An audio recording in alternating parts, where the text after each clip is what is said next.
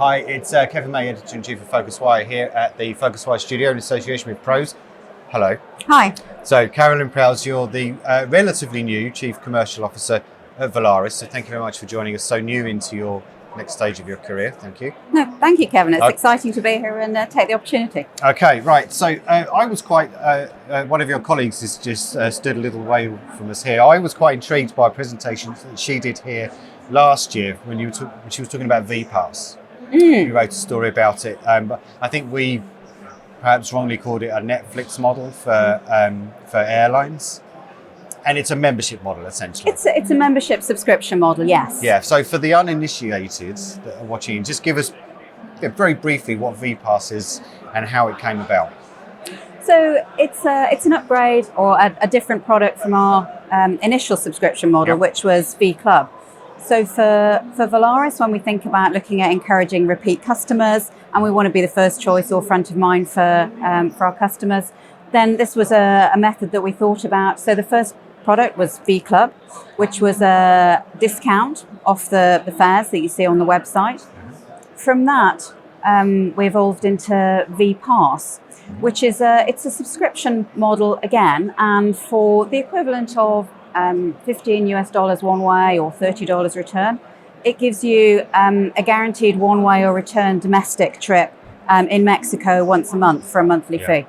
And I think the reason why it was interesting that it worked and why it was introduced was because you have a lot of frequent flyers and families that are traveling to see others, and you're trying to kind of tap into that kind of model of people that are actually frequent flyers, or could be if there was something that's incentivizing them through essentially a membership model. I think that's true. I mean, Volaris' core market is the visiting friends and relatives market. Yeah. And just to put it into perspective, the bus market in Mexico has journeys of 3 billion passengers a year. There are only 96 million in air travel. So there's a massive discrepancy in the market. And so with VPass, people know how much it's going to be and are able to travel to visit friends and relatives more often. Are you able to share? I don't know if you have, a year on since we were talking last time, your colleague and I. How it's actually going? I mean, how many members does it have? Is it that kind of thing? It's going really well. So we've seen a really positive response from our customer base.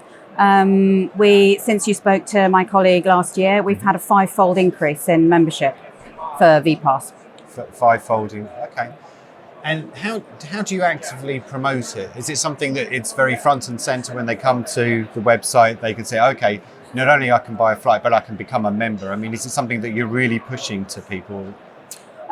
We promote it perhaps not as much as we could do, but it is there as an option for our customers. Yeah, it's promoted. I would say V Club, which is our discount scheme, is probably more promoted than VPass. But I think, as Juliana mentioned to you a year ago, there are things that we want to do and test and learn from that, and changes that we'll make, and that's what we're continuing to do. So you kind of preempted my next question, which is where can it go? Because at the moment it's increasing the frequency of flights, and it's encouraging friends and family to fly instead of get on the bus with billions of other people and stuff like that. But how can it, add more elements of ancillary products that you have into that? So, as well as getting a discount on X number of flights if you're a member, that you also get an upgrade, or not an upgrade, but I don't know. We're an ultra low cost carrier. Exactly. So you wouldn't do that anyway, of course. But the other things that you're selling as merchandising options, can you start adding more of those in, do you think? Yes, it's possible. So, I think there are, we've listened to customer feedback as well in terms of what people like and don't like about it. So there are some changes that we've made that are more functional. So we're just changing the payment gateway to speed up customer experience. Then there are others which are, as you say, you mentioned ancillaries. So at the minute with VPass, it's really with that, you get kind of seats and bags. There's much more that we could do. Equally, at the minute, you buy individual membership. Again, there's more that we can do to look at what would be appropriate for different target customers. Okay. And why do you think it hasn't been copied at a scale by other airlines? I mean, you do it, Lufthansa does something slightly similar, Southwest previously did something similar, but we're not seeing everyone go, wow, that's amazing. Why shouldn't? Is it because you've got a very specific type of problem that you think you can solve in that market because of the frequency potentially? I think it's certainly key for our market. I mean, one of the things that Volaris is very proud of is that we allow people to fly more often, and we allow people to connect with friends and family, whereas they couldn't have afforded to do before. Yep. And the fares that we can offer through VPass makes it much easier for people to do that. So I think that's perhaps part of it. I mean, I think there's perhaps, and I think you asked this question last year, how do you revenue manage it? Because you're giving guaranteed availability. And I think it depends how you look at it. For us, these are customers that travel frequently. So we recognise the value that they bring throughout the year, and they have the seat availability. I think not all airlines quite see it like that. Right, okay.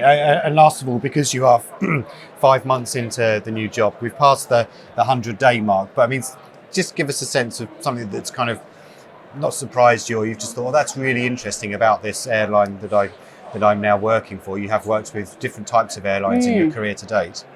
So I think maybe two things. I mean, in terms of the Volaris, it's the speed with which that we decide and put things into market, and the flexibility with which we change or modify, which VPass is an example. I think in terms of the market, it's really the opportunity that's there. I mean, the figures that I gave you earlier about the bus switching market, and we have a huge segment in Mexico that's never travelled by air before, and that to me is a massive opportunity. Yeah. Okay. Carolyn Prowse, thank you very much for joining us. Thank you, Kevin.